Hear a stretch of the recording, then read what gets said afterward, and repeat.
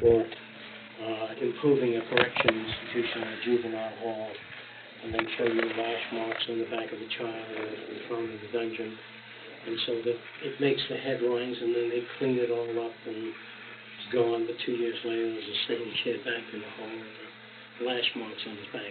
Well, the politicians come in, they clean things up, and then it goes right back again. And so people say, you know, what's the use? They put out a lot of effort to get things done, and it drifts back. And they say, well, look, that's the nature of man. Do you want to make it in this world? Well, go on out and make it. If they're too dumb to build a better world, well, that's their problem. You go out and make as much money as you can. In fact, a friend of mine came in from California, and he's worth several million. He was once going to write and change the world and make it liberal. And now he's a millionaire, and he doesn't consider himself those questions anymore. He belonged to the Center for Study of Democratic Institutions in Santa Barbara, and he said they just sit around verbalizing. He said they're in a position to do something, but they don't know what to do. So he's decided to pull out and just live as comfortably as he can, and get as much money together as he can, and watch the world. In fact, he said, he implied that he hoped it all went up in smoke. You know, he was really talking about his own life.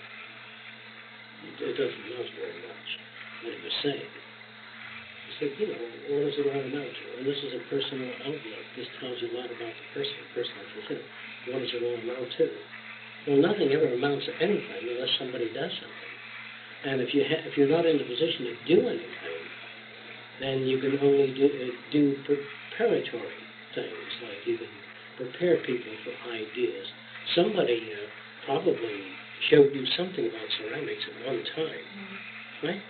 And somebody once said, don't use that type of brush, or use these tools, and that takes you just a little further. But the problem is that it takes so long. And can a system be devised that would prevent it from slipping back into corruption or a decadent kind of thing? And also getting back to the question as to what point of view would be the most functional point of view. If you knew that this society was going to continue for the next 100 years along these lines, then the only way to do is to make a pile and get off somewhere, if this is what you want. But if you knew that, or if you felt it's most probable that this is the last few years of the system, then I don't think it would be wise to accumulate anything. I don't think it would be wise to accumulate a lot of money unless you had a particular purpose for it. Some way of securing the position of the new social thought. Have you read The New Utopians? Well, there's some good spots in there, and the language is relatively clean, and it talks about the possibility of a social structure, and it doesn't talk very much about people, which I think is very significant. I think that talking about people and their problems is beside the point. I've always felt that. In order to win appeal, though, if you were to address a group of people, a radio audience, and try to get them to become social, you have to talk about people. But the real job doesn't concern people. The real job is making all the water in the world available, clear, uncontaminated water, and best in food available to everyone, medical care, purchasing power available. And we feel that eliminating accumulation of abundance, such as land areas and properties, if the earth would belong to all people and things were made available to everyone, I don't think you'd have to worry very much about people. I think people are byproducts of the social forces that shape their behavior. If they live in an environment where they can manipulate the variables, they will become corrupt. Now, let me tell you what I mean by corrupt. Corruption varies, and so we have degrees that run something like this. And some forms of corruption are very subtle. And corruption would be essentially working not to enhance the life of another person, but working in a way where you generally simulate that, but enhance your own life in the process, and really don't give very much of a hoot about the progression of other people. And I think that that would be corrupt. If you use any device to get anybody to learn anything that would enhance their lives, even though the methods may be devious. In other words, I'm for devious methods. And let me give you an example of what I mean. If you and your tribe live near some contaminated water for hundreds of years, primitive people, and some medical group came in and asked you to leave the area, there's a lot of infection, and you tell me that your tribe's been living there for hundreds of years, we never leave this water, I might give the witch doctor a lot of beads and then tell him to tell you the area is contaminated, that is forbidden. How do you feel about that? If people generally can't understand, would you use devious methods to get them out of there? If it's for good, Yeah. people use it for bad too. Yes, I To a understand. greater extent. Oh, we agree. Okay. So I wouldn't call that corrupt, because the end goal, well, the communists sometimes say the means justify the ends. Well, of course, whatever ends you seek, whatever means will bring that to a quick development, I'd be in favor of.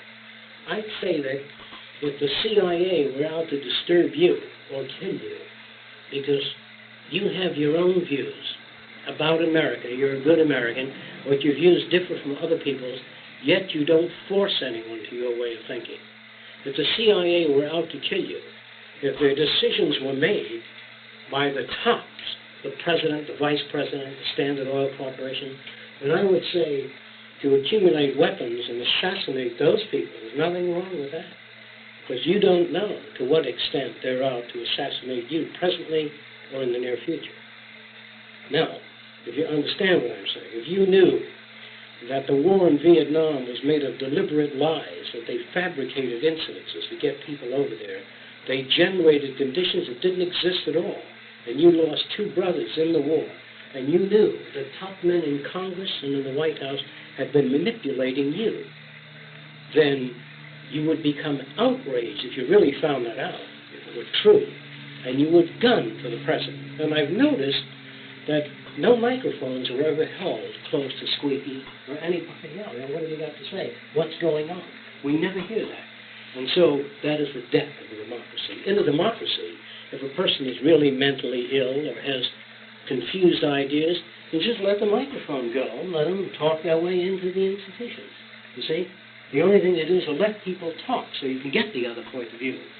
It is probable that the people of the near future would say, why weren't you outraged? How come you didn't try to do something about it? The people of the very near future. And my reason is, assassination is wrong in this sense, not morally. It's wrong in the sense that there's 400 people that take the place of every son of a bitch you assassinate. The institutions are well-ordered, well-structured, and therefore blowing up a CIA building, an FBI center, would be the wrong thing to do. It wouldn't accomplish anything. The best thing to do is to step back and let it go on, and just try to reach people wherever you can. If you know that there's a plot to assassinate you, like Martin Luther King, if he knew that, I don't think he believed it would be possible. I don't know whether you know this, but a lot of police and agents went into one of the headquarters of one of the black liberation movements and shot up the place, and there were no bullet holes, no guns were held by these people. I'm talking about the black Muslims. There were no guns used in that area. Fred Hampton was shot in his bedroom in Chicago. And so, if these things occur, if there is that kind of assassination that's going on, then you need not shoot anybody. It'll be the public as a whole that will rise up and engage in social revolution. Yes. Do you have any thoughts on the two Kennedy assassinations or the Martin Luther King assassination? In terms of being some sort of national conspiracy? Yeah, I would say Luther King, yes, definitely. Kennedy, I'm not sure. Maybe. I don't know. I don't trust anyone in government anyway, whether they be right, left, or center. I don't see their values as being significantly different. I can't imagine how any congressman could possibly go along with the general direction that congressmen move in. It just doesn't make sense. They have no overall programs, and to me they're not that different from one another, because they're singing the same song. A liberal is a person that verbalizes ideals and doesn't have a way, an absolute way to cross over the river. They don't have a way. Anyone that talks of good government is talking through their hat. In fact, they ran some stuff recently about the good old days, how small towns used to be, and, you didn't have to lock your doors and all sort of thing.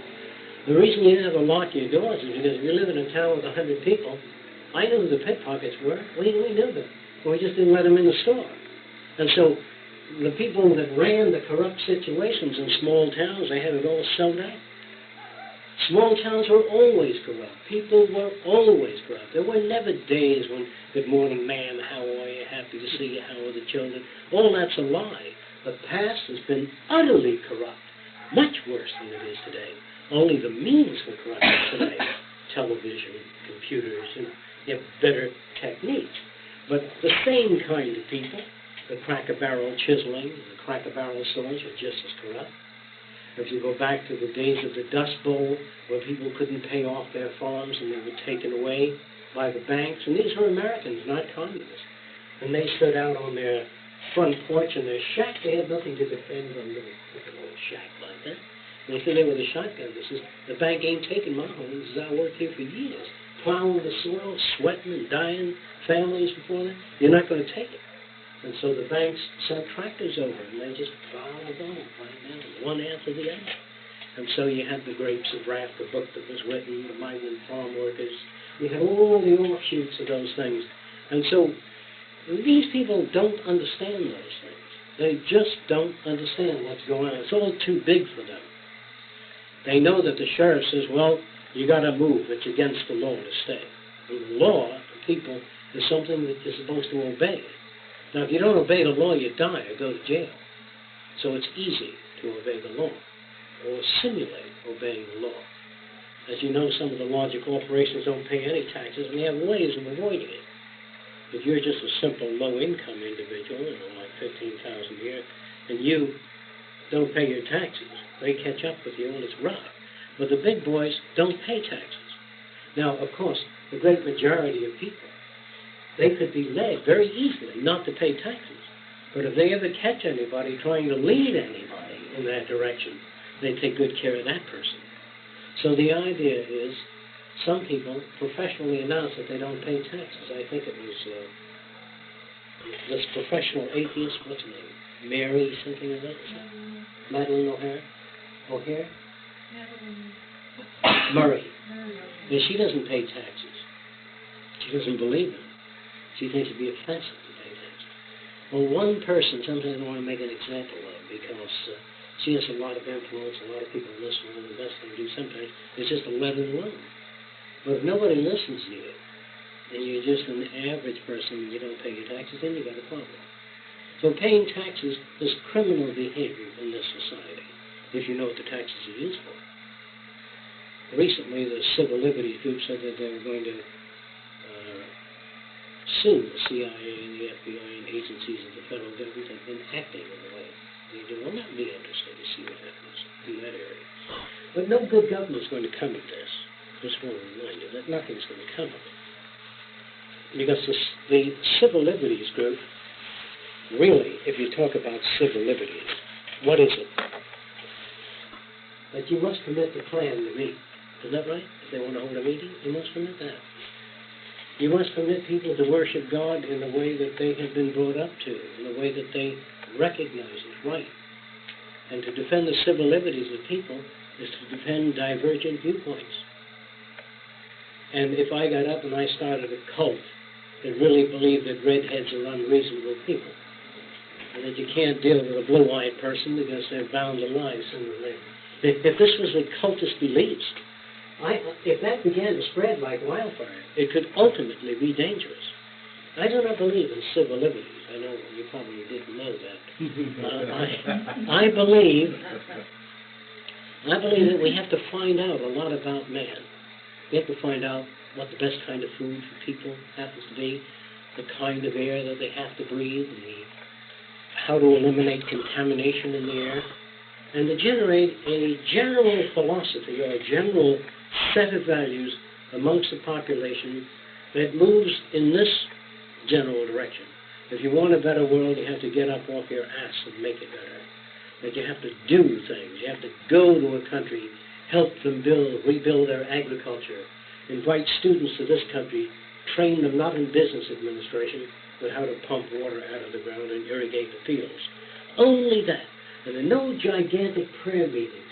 There are gigantic conferences on what you are able to do with orange seeds, how much larger and juicier you can make the oranges. And this is a real prayer meeting where people get together and they can pump a greater volume of water out of the ground using a lot less electricity, and using the solar system, the solar power in the sun to operate those pumps. That would be religion in action. So I'm very religious when it comes to that. I would like to see all human meetings based upon technique for overcoming scarcity, poverty, disease, an all-out effort like the Pentagon, like the CIA, for a new kind of world. Now, this is the kind of thing that I'm talking about. And if the methods don't exist, if we don't have any way of making beans grow 9 times their size and becoming much more nutritious, if we don't have a way to start research and techniques for devising such a way, because I think that almost anything that man could conceive of can be accomplished. Now that sounds strange, and it sounds almost metaphysical. And so the final evaluator of ideas is man. Man is the one that ultimately says, yes, that's true. Since I don't believe in truth, and since I believe that the decision of a human being is ultimately what we make our decisions on, the reaction of the human being, I believe then that man could accomplish anything. Now here's what I mean by that. Suppose he were a physical scientist and you get a religious man, that's ridiculous. You can't make Alex this size. No, suppose you want to make Alex this size, so a loaf of bread will go for 3 months. You know? Why? So we make that decision. Now, Carl says to me, I'd like to see you do that. Suppose we were to make a, let me show you something interesting here, John. You might have known this, that through an optical device, you can take a person here and reverse the image through the optical device in reality and get a standing reduced image on the surface of the table. Do you ever see that occur? In other words, if I use a lens here, instead of a view box, I have a little smoke coming out of this table, and your image is focused on the smoke. Do you know what I mean? I wouldn't use smoke. I'd use a much more sophisticated suspension of a gas. And make your image appear that size. Then I'd reduce the voice system. So when you walk around, you see little Alex running around the table, and you say, my God, it must be real. Now, the only thing that matters is, if they put their hand out and says, Alex, jump onto the hand, he may not be that technical. He may say, look, I saw it with my own eyes and walk off. What he calls reality, the technician says, Rosalie says, isn't reality because he didn't jump on my hand. But if I can simulate the images great enough to jump on Rosalie's hand, and Rosalie walks off, and she says, funny, when I move my hand up and down, Alex stays in one place, and it was right through the hand. So it must be a virtual image. If I can accomplish that technically, where you move your hand up and down and shake it, and Alex falls over, that is enough to cause you to say, that's Alex. Then when I bring it to his mother, and she weeps and faints. And she thinks how little it costs to buy clothing. 1 glass of milk will last 3 months. I never thought of that. And he wouldn't break any furniture when he get angry. You know, you can put him in the drawer. So, what is reality? Reality is anything that anyone interprets as reality. If you have enough conditions simulated to generate appropriateness to your concept of reality, then it's so. Here's what that means. It's a very threatening situation. It's a threatening situation because the ultimate decisions are made by people who are called competent. I'm sure that most of you know that a competent astrophysicist would be completely incompetent 50 years from now in terms of what an astrophysicist must know. So competency is a question of behavior at this time in the history of man. So since man is always evolving and always changing, the term competent is senseless. In other words, a competent electrician 50 years ago, or electronics man, couldn't handle anything today. So we have no use for the word competence. We have no use for the word sincere, because I'm sure Adolf Hitler was sincere.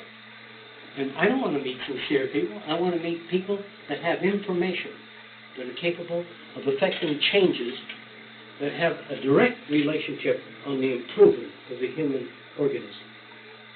Direct, whether I like it or not, or whether I think it does. In other words, if you can eliminate dental caries and colds and very fundamental things, I would call that an acceptable concept. We don't talk about at these sessions right, wrong, good or bad, or ultimate truth. We don't talk about a competency in government.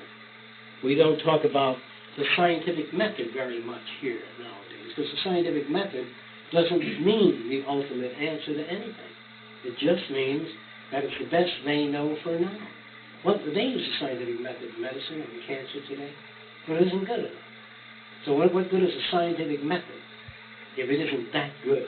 So scientific method implies that there's a method. There may not be a method.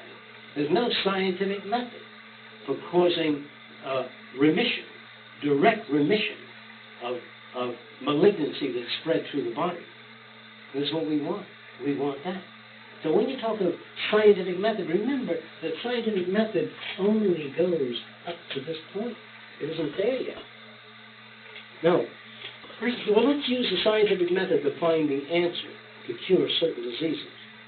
And you get up in medical talk and say, what method do you suggest? He says, well, chemotherapy. Like what? What's the new recommendation? Well, he says, well, I'm not a chemotherapist. And you get a chemotherapist. So what do you recommend? He says, well, we're working. Well, that's new information. So what's scientific method? Scientific method is to inquire into the widest possible range of the prime effectives of the function of an organism. That would mean that maybe a human being carrying an emotional load, ultimately they may find that almost all diseases are psychosomatic.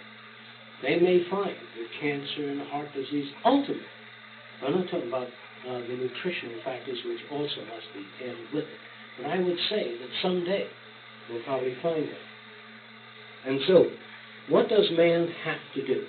Man has to prepare himself, and I say man, I'm talking about people in general, have to prepare themselves for a probable era that they're moving toward, a probable direction.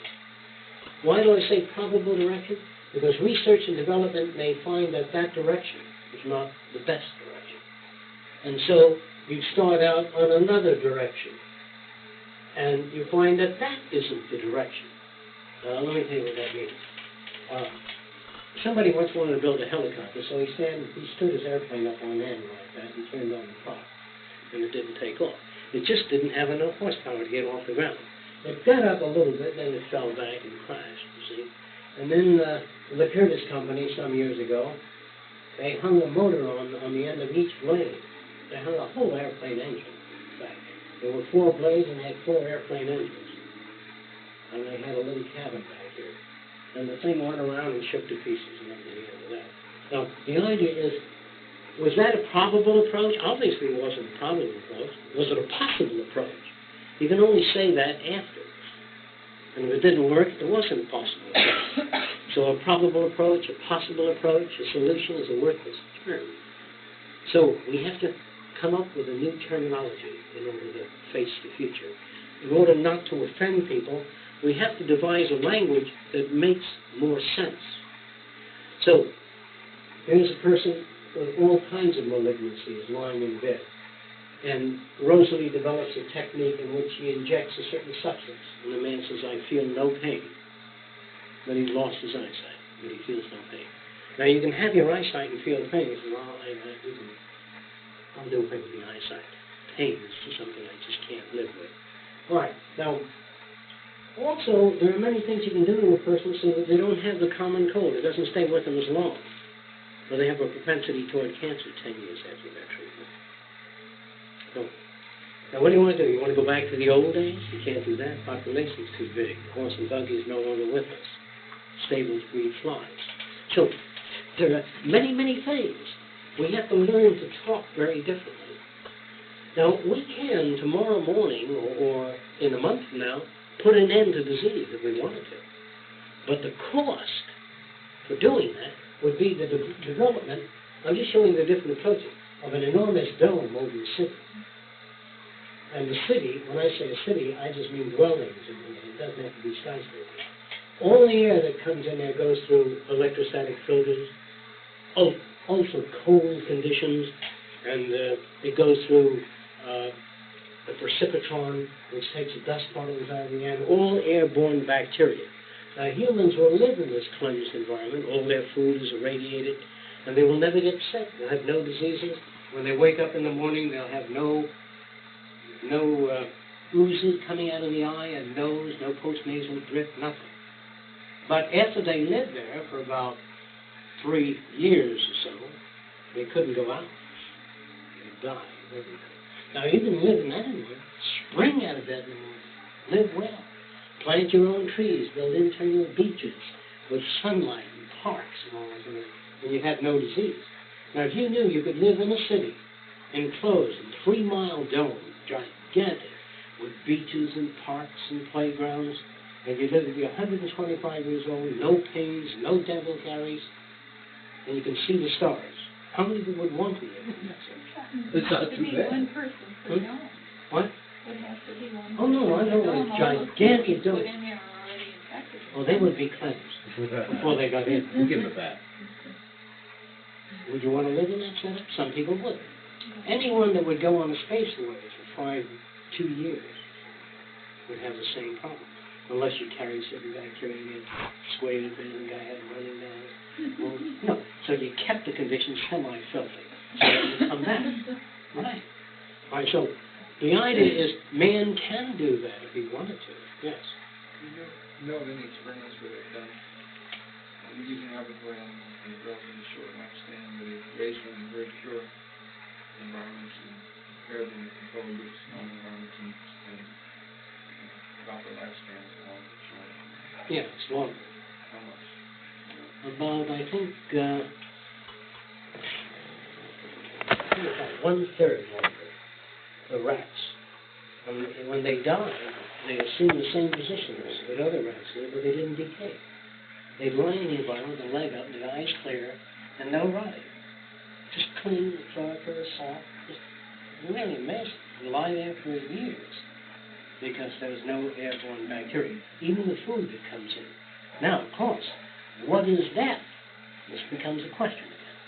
In the early days, they said that death is not bad, but beta and gamma rays going through the body may ultimately be responsible for aging. The aging process. I'm not talking about foods. That alone is one of the things they want. And if you can shield men from gamma rays, the aging process might be put way back in, so you can be 300 years old. Now, whether that's desirable or not is a philosophical question. We can discuss that later. But let's assume that man were able to overcome that. One of the things you'd have to overcome, if you're interested in doing away with aging, is what you'd have to do.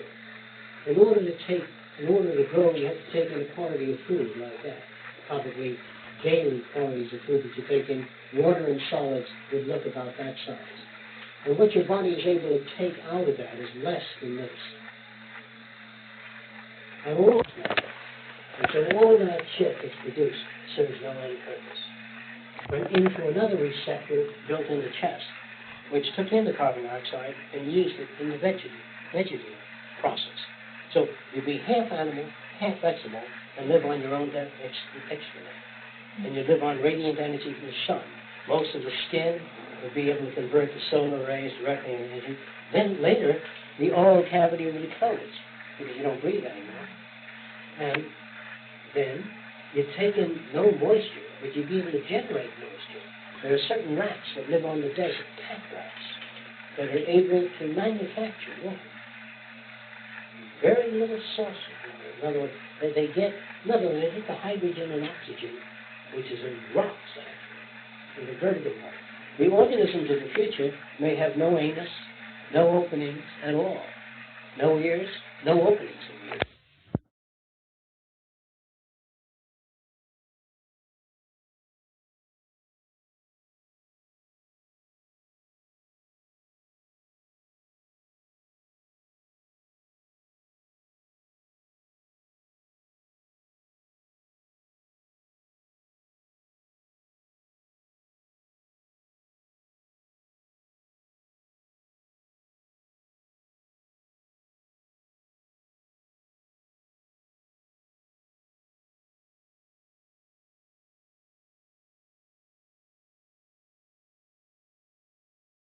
Because once the bugs got in, they had difficulty getting out with their hands in the way.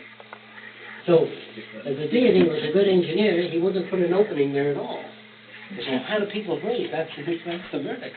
If you could do it through your skin. And so, we come into the design of another type organism. If we met, half animal, half vegetable, that can live on radiant energy from the sun, and not carry any food sack, no refrigerators. If you visited their homes, they had no dinner. There was no dinner table. There were no candlesticks. If you invite them for dinner, you say, what is that activity? This is like inviting people to take a shit, community shit house. And the idea is that they don't eat, they don't defecate. No. We're setting up these large solar mirrors in an attempt to talk with people, what they call intelligent life, in another world. And the big problem is that we can't communicate with our own congressmen. We can't communicate with the Russians, the Cubans. How the hell do we communicate with those? Husbands and wives have great difficulty. That's witnessed by lawyers. And lawyers have great difficulty. And congressmen can't talk to each other. And even men in Russia of different persuasion can't talk to each other. In fact, there are many doctors who violently disagree with each other, which is how you want to talk to another civilization on the internet. Especially if they have skin. Consider this for a moment. That the skin that they have is so charged electrically that when it rains, the rain starts parting before it hits their body. Well, if you had a small electrostatic probe on your head, the rain would never touch you. And if you had an electrical field outside your body, you'd never get wet, nor would you feel the wind or cold. And they never slept in a house because they didn't need a house. You need a house. It gets cold. No. The whole idea is, what adjustments do you make to beings that don't operate the same as we do? How do you sit down and hold a conversation? What if they are self-reproductive? What does a guy do? Walk over to the mirror and say, hey, get one of the things. What kind of values do they have? What kind of books do they read? Why do you read? It might be exactly this, that human beings, as I've tried to point out in other sessions, that's why I will show you that picture of the guy with a tremendous gut, and I tell this story occasionally. But this guy with a tremendous gut is essentially what man seems to be.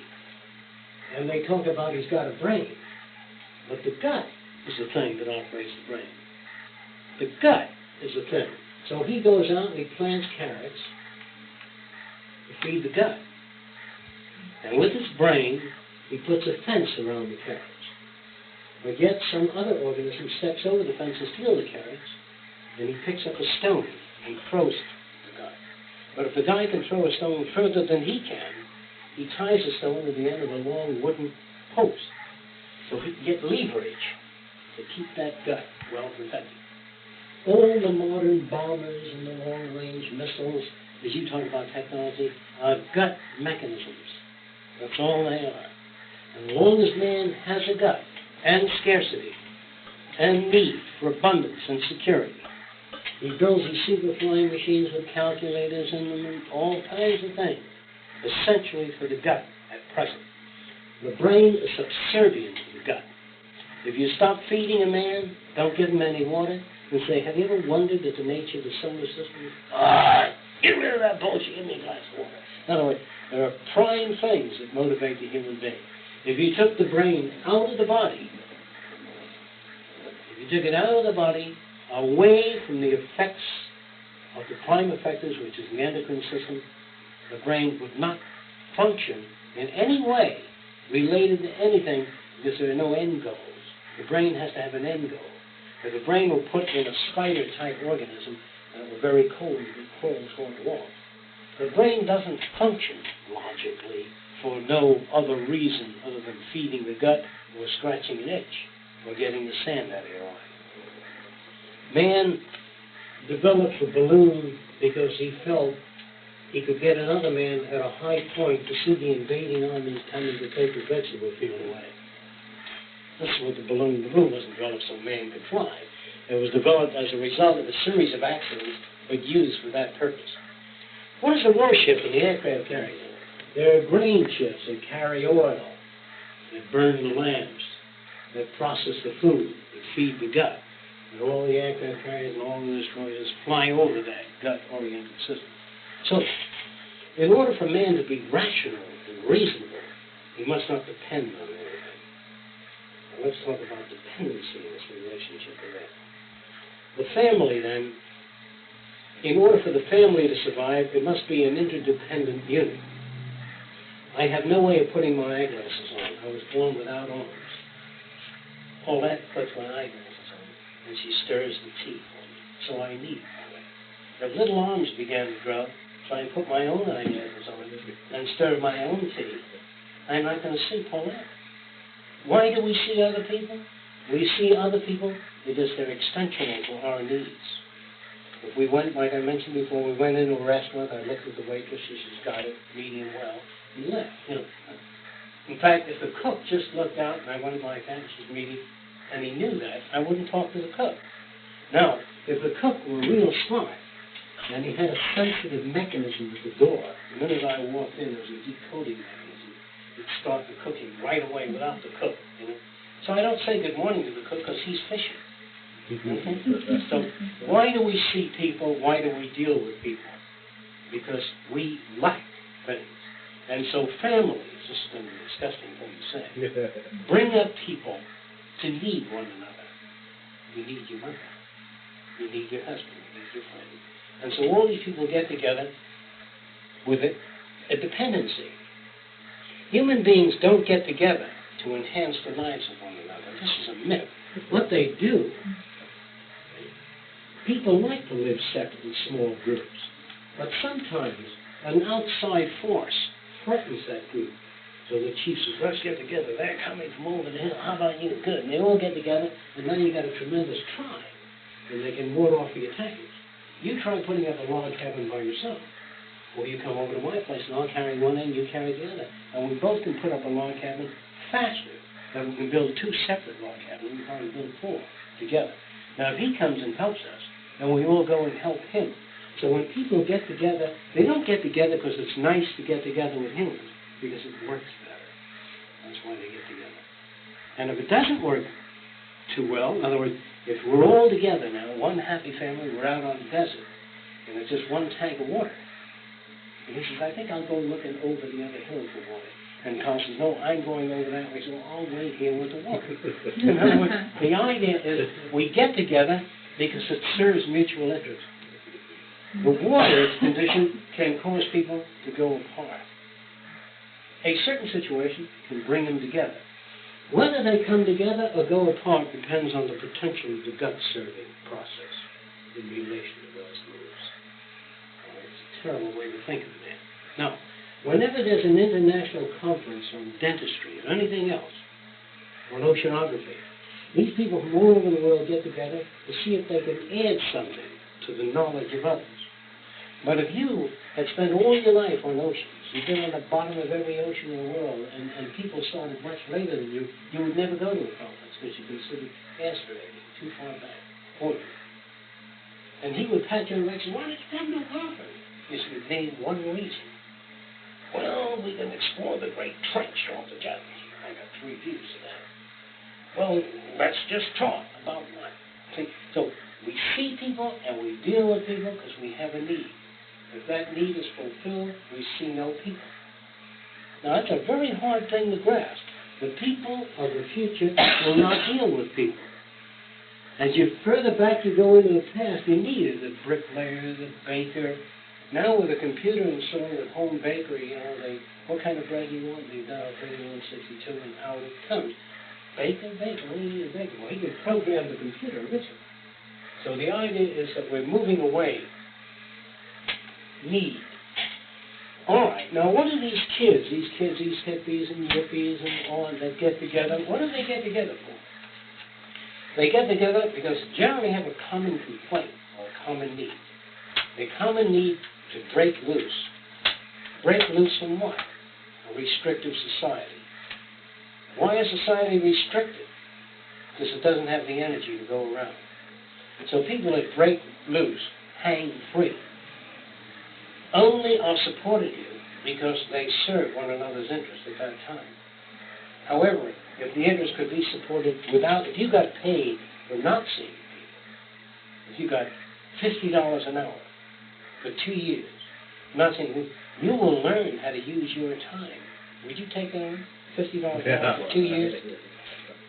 You don't know. I don't know. $100 That an sounds hour. very good. $100 an hour for 1 year. 6 months. Six, definitely. Okay. But something happens in that 6 months. Oh, I was. He develops a certain amount of self-sufficiency. You have to. So, we would consider that it'd be very important for a human being in the future, before they bother another human being, they ask whether or not they are going with that human being because they're lonely and have nothing to do and are bored with themselves, or they're going because they genuinely can extend the life of that other person in some way. That would be interesting to consider that. Or whenever you pick up the phone and you say, I'm going to make a call. I wonder, is this a significant call? Probably not. Do you think? You know, hi, Mac. Hello, Joe. What's new? Nothing, Mac. What are you going to do Saturday? I haven't thought about it. So, there's a lot of things we do that we just habituated to. And so, psychiatry and psychology is steeped in this culture on relating to people and dealing with people, rather than trying to find out why we relate to people, why we deal with people, and if we deal with people, why not increase the quality of the relationship? How is it that two people going together don't learn to love each other more as time goes on? This is the kind of thing we're going to become more and more extensional, more and more interested in one another. This is the kind of thing I don't want. Not to see other people just because you have nothing to do Wednesday, but to try to make or generate an interesting kind of mutual extensional system until such a time in the future where those systems will be an inherent part of the culture. Now, any questions about these ideas? This seems to be the general direction we may move in the future. Do you have any trouble with anything? How do you feel about it? Anything bother you? Come on now, speak up. It's a good idea to do that. You think you understand how I mean it? I really like your idea of being alone, staying away from all people for a year. I'd like to try that sometime. You've never done anything like that? For Not a so short away period from of time? Oh, yeah, for sure. Okay. Now, there are certain dependency needs that we have. We're brought up to those dependency needs. You do the laundry, I'll go out and work the farm, milk the cows, you go to the grocery store. But in getting that kind of arrangement with people, you can enhance your own life and have more time, especially if you're better at something than somebody else. So, getting together with people during the early stages of man to build something is necessary. But there'll be no day when people will stop seeing each other. I don't mean to get up and legislate that someday people won't have anything to do with each other. I'm saying this, that as society progresses, they will no longer have the need to do so. No one's going to legislate why you're seeing people and what do you have to get. No one's going to bother you. But society in the future will evolve to that point of view. And the very idea of sitting back bored would be an impossible situation. Because we must be trained to become bored. Somehow down the line, our schools, the books we read, the people we meet, let's examine the system that we're trying to deal with. Can I use you, Rosalie? If I say, Rosalie bores me, if I say, it just means I'm not interested in what she talks about. Because Rosalie is always talking about the movement or the developments of new types of telescopes. And I'm not interested in that. But Carl's very interested in telescopes. And he finds her conversation exciting. So the word boring doesn't tell us anything. It tells us that someone's in a subject area that we're not too interested in. When someone says, you're a terrible artist, it means they're not interested in your style of work. Now, there's Picasso.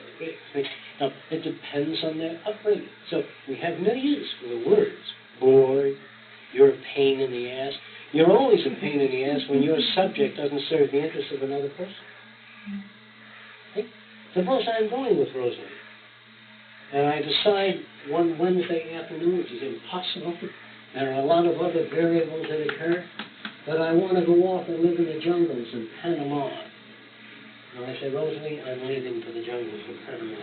She says, is there another woman? No. They have difficulty understanding that. People don't leave for any other reason except that there must be another woman or a higher paying job. There are many people that have left a high paid job just to do some social work in Mexico because that's a higher paying job to them. Emotionally, the highest paying job is a sense of well-being, even though you're a bum sleeping under a bridge. But this is the highest paid job. There's a high paid job without any use for the money or direction or purpose, except banking, is dangerous.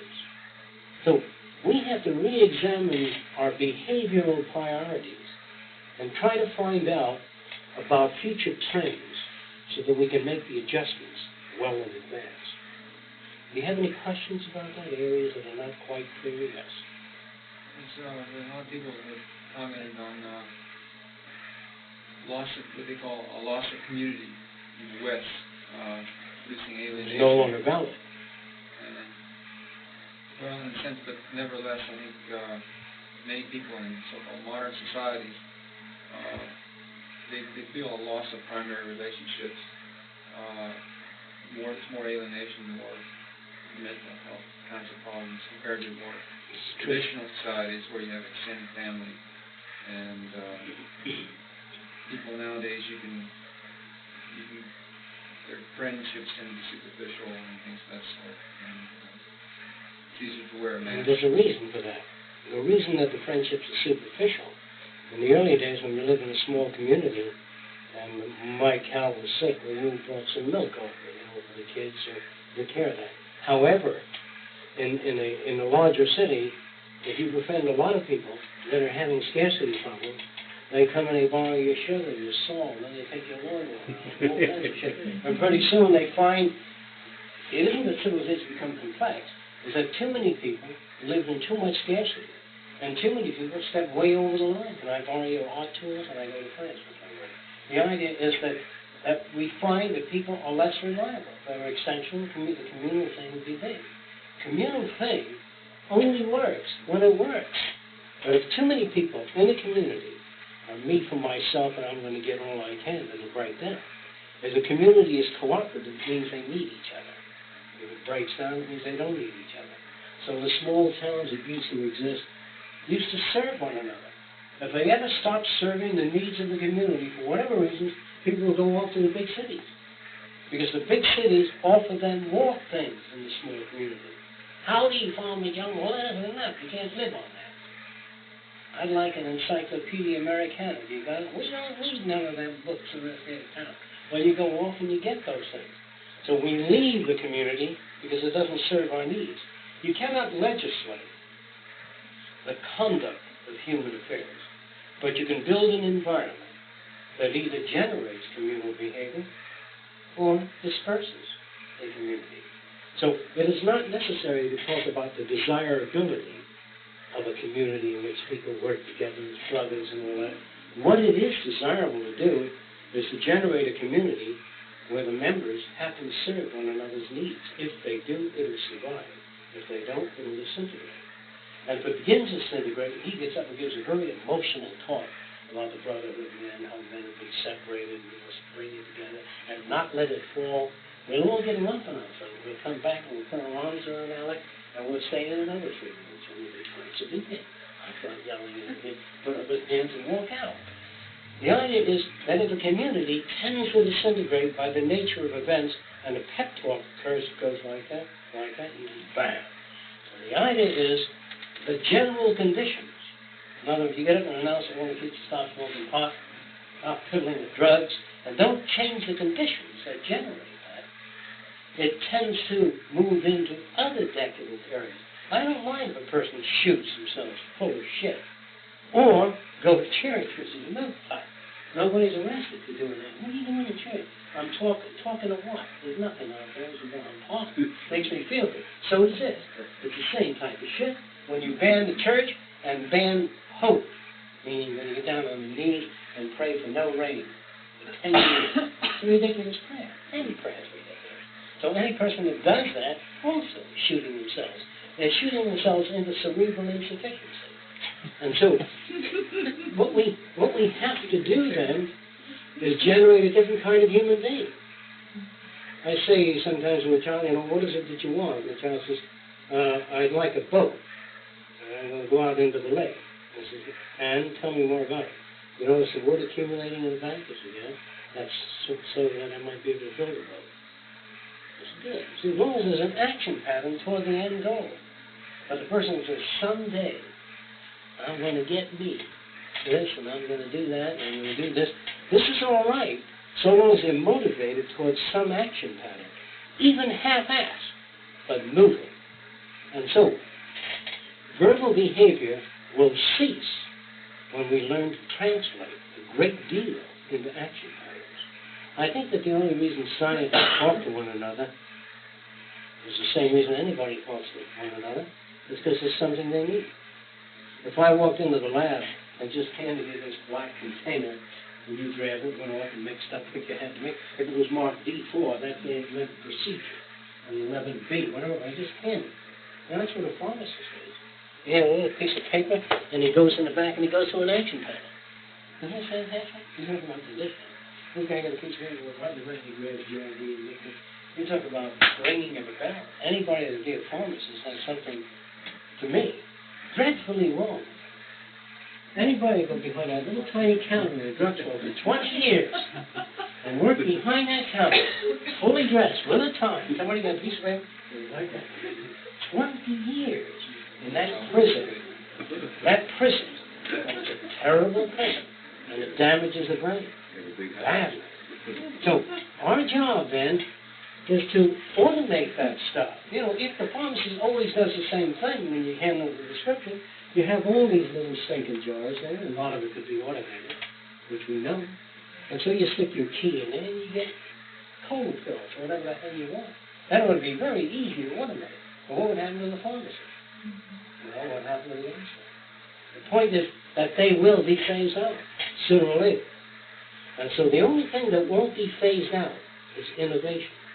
The society that stops innovating dies. That's called arrested development. And I mentioned before, in many mental institutions, we talk of arrested development. We say that the person cannot speak, and the person picks up a towel, doesn't know what to do with it. And they get soap in their hands, you have to tell them to walk, and they move the soap around the same plate, and they put it on top of it, fine. And we say, well, they have brain damage, or they can't function that area. Well, as I mentioned before, a professor of mathematics that I knew used to draw boats like this. When he was a full-grown man, he had arrested development and all. See? So there's not a human being without arrested development. If you live in a city of tightrope walkers, I don't know if you know, and everybody was walking across these cables, and I don't think you can. So they put you in the area of arrested development. What's arrested development? I've never met a person that didn't have arrested development. I don't know where I park my car. I go downtown, I spend 3 hours. Well, I used to take my son down with me. He had terrific memory. And so I said, where did I park my car? I'll take you right to it there, which is terrific. So there's nothing wrong with having arrested development, but having it in essential areas is serious. Okay. So when people talk about arrested development, cerebral insufficiency, sometimes it means insufficient oxygen to the brain, poor circulation, or not enough neurons to make a decision with.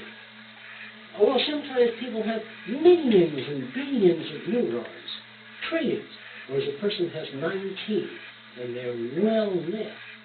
Now let me show you millions of neurons that are unrelated.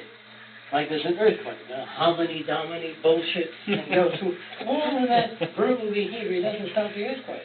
So it isn't the amount of neuronal paths you got in the brain, it's the quality of associations. Like I said before, probably the Pope's brain was bigger than Einstein's. But what it was connected to was horseshit. All of the stuff in there was worthless. And so it's referential connections that we're interested in. Now, sometimes we feel, or at least educators used to feel, that engineers who study just pure mechanics and applied physics need some of the humanities. They need literature and culture and the classics. And so we find England and France loaded with the classics. In fact, India had a lot of it. Misery and poverty and stupidity. When you examine the British and French government and their general activity, and the French people as a whole, not because they're French, because of their culture, they wanted a shit. The nations that are richest in culture have never had diminished war, less crime, or higher standard of living for all its people. But we don't need culture. We need something. We need a new kind of humanity with aspirations that make sense, that tie in with the physical needs of people, and that in what you call individuality be permitted a wide range of exploration, coupled, of course, with quality. I'm going to talk about it in the old language and the new one. The old quality is love of life. There's too little of that in the world today. Now, what is that property, love of life? Love of life is generated by a belief or sense of accomplishment. That if a child makes something, and they seem to see this thing being fulfilled before their eyes, they feel that they have power. And if they see a hungry animal and they feed it, they feel that they have power to extend something. They also could have power to destroy something, and they can generate a sense of well-being with that.